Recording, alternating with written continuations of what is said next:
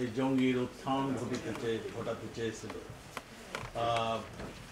Ansarullah Bangla team বহু এবং যারা শুধু হরকতুল জিহাদ অনেক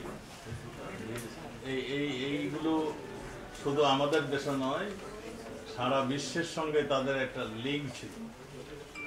এই সমস্ত গুলোকে আমরা বন্ধ করেছি এবং নিষিদ্ধ করেছি। যেহেতু আমরা জামাত শিবির এখন সবসময় দেখা যাচ্ছে যে এই সমস্ত ধ্বংসলীলার গুলোর পিছনে তারা রয়েছে। এবং আপনারা দেখেছেন বাংলা ভাই যখন উত্থান হয় তখন জামাতের আমির, তখন মন্ত্রী, তখন বলেছেন যে এগুলি সব ভুয়া কথা, এগুলি মিডিয়ার সৃষ্টি। আসলে তো তারাই প্যাট্রোনাইজ করে এগুলিকে উঠিয়েছে। যত জঙ্গির উত্থান হয়েছে ওর শিকড় যদি টানেন পিছন থেকে দেখা যায় এগুলি শিবিরের সদস্য কিংবা জামাতের সদস্য। সেই জন্যই আজকে রাজনৈতিক সব দল একত্র হয়ে এই সিদ্ধান্তটি নিয়েছে তাদেরকে নিষিদ্ধ করার জন্য। ধন্যবাদ আপনাকে। Thank you.